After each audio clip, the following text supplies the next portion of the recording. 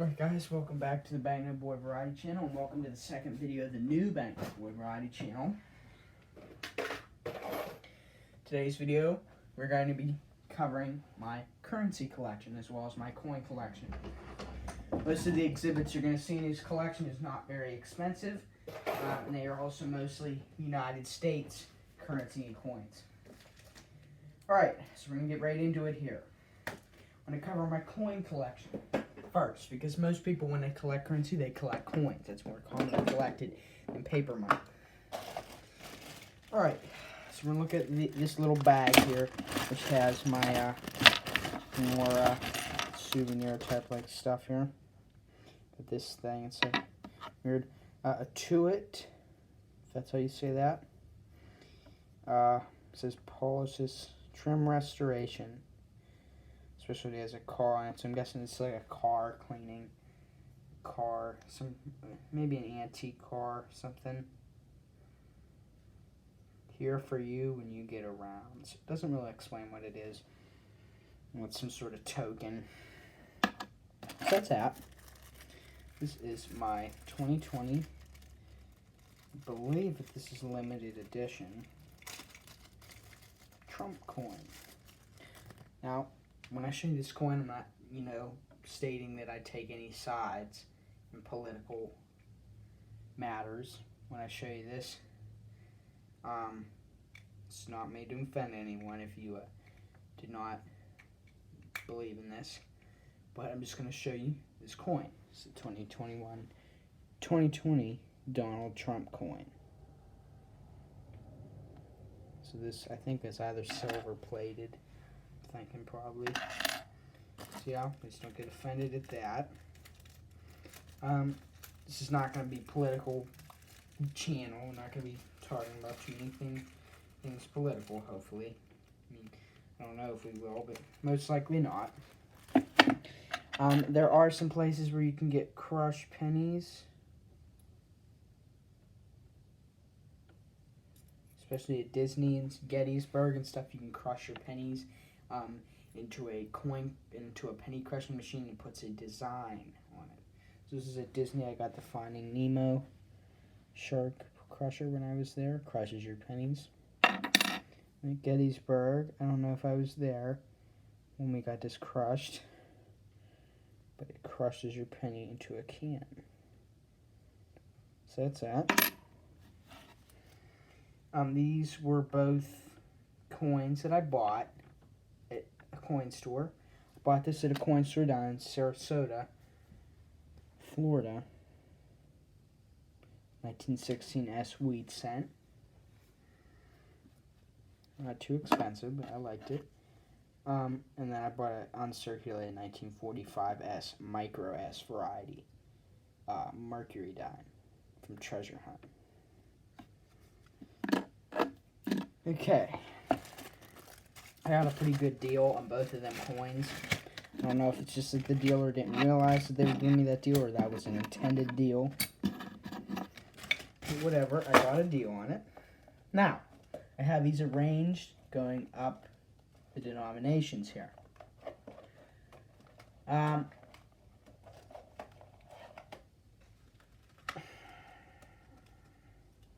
So here we're going to have my two Indian head cents. This one I found in a coin roll hunt inside a penny box is from 1874. This one I bought in a set, 2 pieces of paper money and 4 coins off of eBay. This is from 1899. Now, if you ever are handling someone's coin collection in the future, be sure when you're touching a coin without gloves on, be sure to handle it like this. By touching the edges only. That's just more coin etiquette and stuff like that. This is one. It's a wheat cent from 1916. I found hunting. I put it in here just because it's older. And this is when I was looking at another collection. I found these 2 wheat cents in here that were older. Top from 1917 in the bottle. These aren't very stable in here. The top from 1917 and the bottom, these are both wheat cents from 1917 and 1920.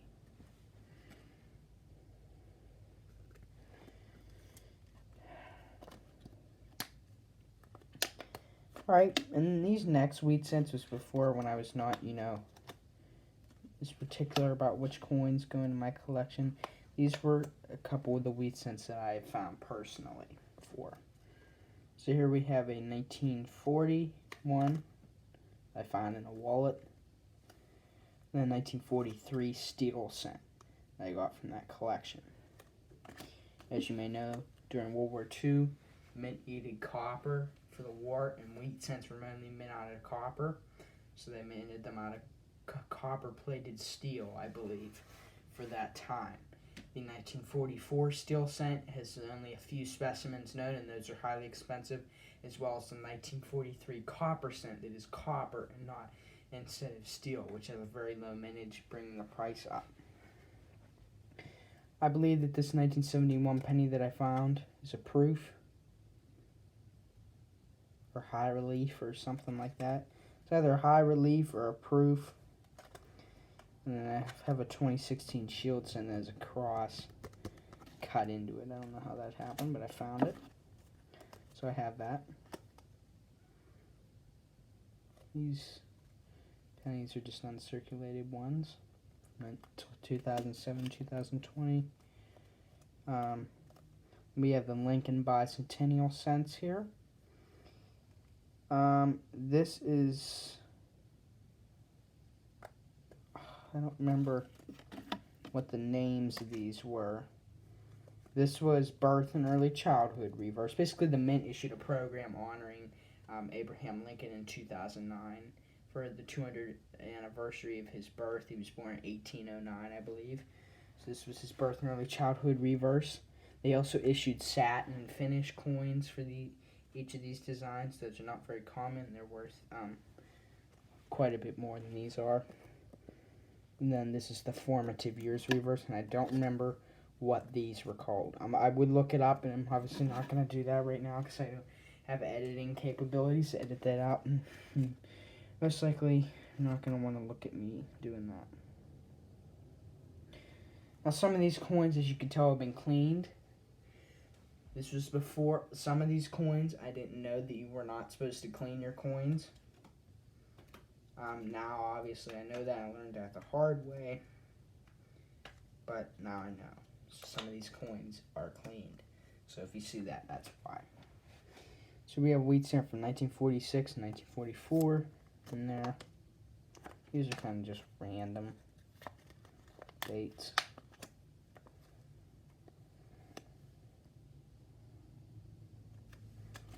And then we have the 1953D, 1953D wheat cent. It was cleaned, and then 1959 copper cent, which is the first year that the Lincoln Memorial reverse was used on the cents. Now, it probably doesn't matter if you clean a wheat cent. Now, obviously, if it's not a 1914S or something like that, you don't want to clean that, but, just a regular, not worth very much one. Okay, nickels. Okay, here we have, these were another two of the coins from that set that I bought. A 1906 Liberty V nickel, as well as a 1936 Buffalo nickel.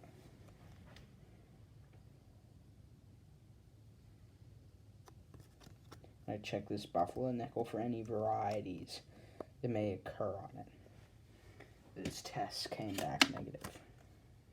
This is a 1907 Liberty V nickel. This was not from that set. Got this separately. Now, the Mint issued a program in 2004 and 2005 to commemorate the expedition of Lewis and Clark in 1804 and 1805. So these were two of those obverses on those nickels. Here we have Ocean in View, Oh the Joy, and the Buffalo reverse. I don't know if this commemorates the expedition, the Buffalo reverse, but it has the same reverse as the Ocean in View one. That's the front of those. In the back are what the designs are known for.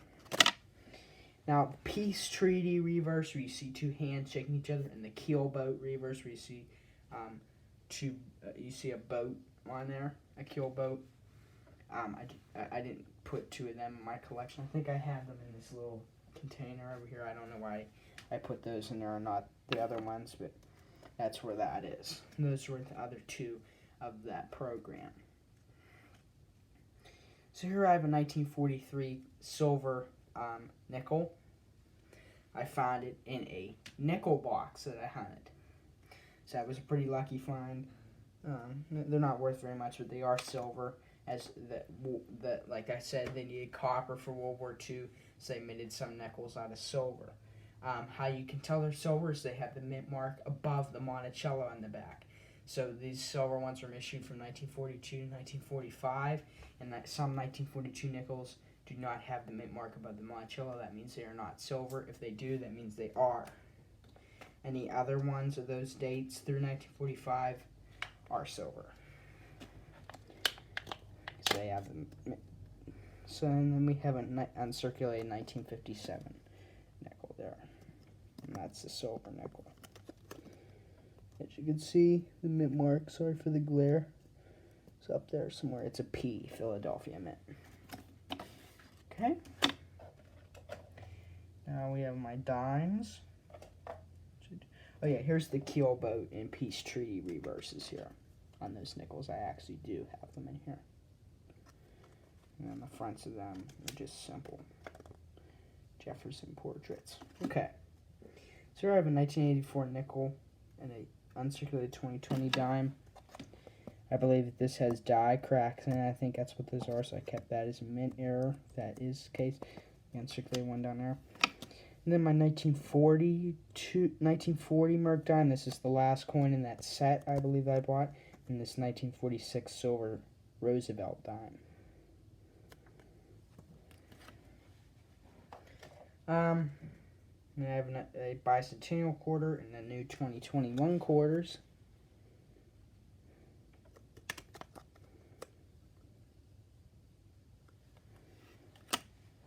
My dollar coins, I have a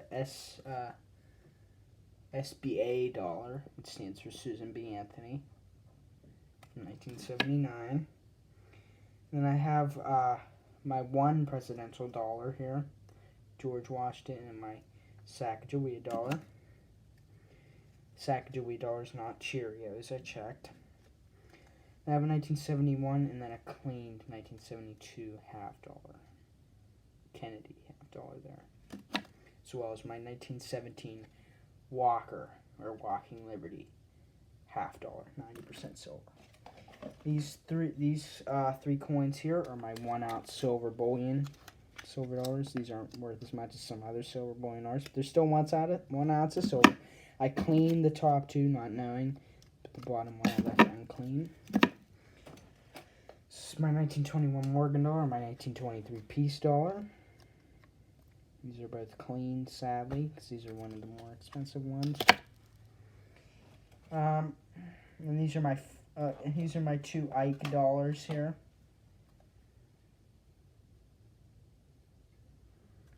From 1972 and 1974. Those are not silver. These are all my foreigns. These are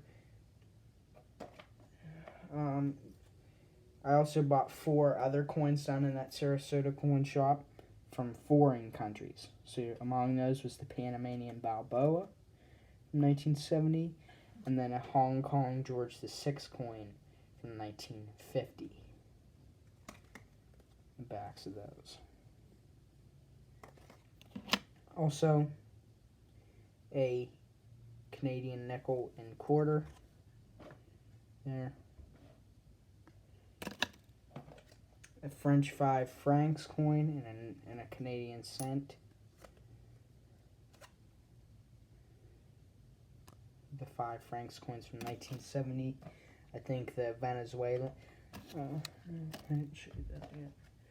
I found this British 20 pence coin and a nickel roll, not from a box, and a Canadian thing there. These are 2 Canadian cents. And I have another Canadian nickel, and then a Venezuelan 5 Bolivars coin from 1986. And then, last but not least, I have a 1936 George Vistel Gras Canadian cent, and then 1942 George VI obverse cent. Okay, that's the coins. I'll show you the rest of the coins. I got a couple more over here. It's where I keep all my wheat cents from the 40s and 50s. All the ones that I find in the boxes.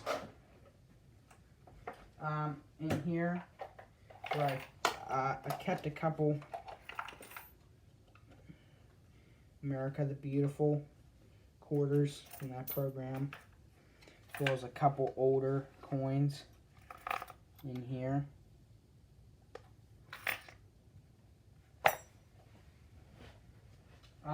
This is my commemorative state quarter album of all the state quarters in the state quarter program from 1999 to 2008.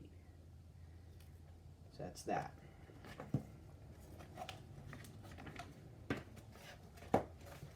Okay.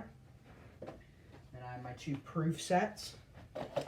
In here is 10 of 14 proof coins in the set. There's 5. Because basically when the Mint issued their state quarter program, they started in 1999. They would issue 5 new quarter designs for 5 new states in each year until they got all 50 states, which happened in 2008. So this was the 5 quarters for 2007. So they were getting towards the end of their program. This was 45 of the 50 states here, featuring Montana, Washington, Idaho, Wyoming, and Utah. These all have estimate marks, obviously, because they're proof. Then this has a dime, nickel, penny, $50, and Sacagawea dollar proof, all from 2007. Reverses. And then the other one has 4 presidential dollar coins. These are my other 4 presidential dollar coins that I have. Proofs. Featuring George Washington, John Adams, Thomas Jefferson, and James Madison. As well as the reverses. Okay? Now I'm going to cover my paper money collection. Oh yeah, and then this container is where I keep all my wheat cents that have weird oddities on them, errors, or from the 30s, 20s, and teens. And 10s. Alright. So here's my 1923 $1 silver certificate, large size note. It's in about VF condition, paid about $50-something for it. Signatures are Spillman White. So that's that. Okay. This was my $1 silver certificate series in 1935A brown seal Hawaii note. These were issued in Hawaii during the Japanese occupation. So if they were captured by the enemy, they could be repudiated and would become worthless if the enemy tried to sell them on world markets. As you can see by the large Hawaii overprint there. There was same yellow seal North Africa notes that were also silver certificates that were used for the German occupation of North Africa. Okay, now I'm going to show my Series 1935 F silver certificate as well as my Series 1957 silver certificate. This was bill 1 in that set of 2 bills and 4 coins. It's the backs of those. This here, all 3 of these are star notes. They're not, special ones. They're just star notes. Backs. This star note, and then these are fancy serial numbers. Some of these have fancy serial numbers. They're pretty good.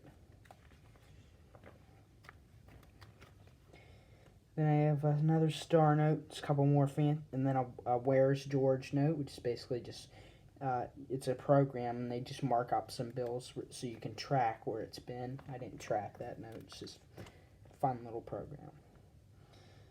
1953 $2 note. This was the last bill in that set. This was my 1953 C $2 bill. Red seal. And these are my 4 1976 bicentennial green seals. There. Next here I have my 1934 D, I believe, series 1934 D silver certificate, $5. Series 1963 $5 red seal legal tender note. And then my $5 Federal Reserve note, series 1963A. I found this in found this in my change at a gas station, actually, so it was pretty neat. These are just older ones from 1999, 2003A, and this is a star note. Okay. This is a $10 Federal Reserve banknote from the Federal Reserve Bank of New York, series of 1929. This one's from 2001. And this note here, I always seem to get it back. Every time I would go to take it to spend, it would always come back to me. I actually went to a gas station, paid with it. My partner had owed me money for cutting grass, and he comes back out with the same 10 and gives it back to me as the payment. So I put it in there as kind of like a lucky bill. And I have a $20 note, series 1985, $20 note with fancy serial number, and then a $50 note from 1985. Here I have a $50 note from 1996, and a $100 note from 1990. I'm on here. Next is where I keep my other stuff. My first strip of notes I got from my bank came in there. An Ottawa, Canada note from 1986. And these are my fake $1 million bills. This one commemorating President Dwight D. Eisenhower. 1953 and 1961 he was president. This one is advertising a landscaping company, and this one's just a fake playbill. That's Dwight D. Eisenhower's house in Abilene, Kansas, advertising that. I'm not going to show that company, obviously, because I don't want to be copyrighted. And then these are my box certificates. I don't know why I cut this out, just so, like, you know, cut them off of a box. And this is some older design play money. Here. Alright, that's going to be it for that. Where I keep some of my bulk money, because I am finding more and more rare serial number notes. I do keep them in this little case here. Where I keep my bulk star notes and fancy serial number notes and stuff. That's on there. For down the road when they gain some worth. Alright, that's going to be it for today's video, guys. Anyways, hope you like. In the front of my thing, I keep all my note holders. Some of these are PVC plastic. I took them out of an old coin album. That's like a no plastic for coins, so that's why I moved to them non-PVC holders. But I don't think PVC plastic really harms bills. But coins, it does. Anyway, guys, it's my collection there. Hope you enjoy. Please leave a like and subscribe.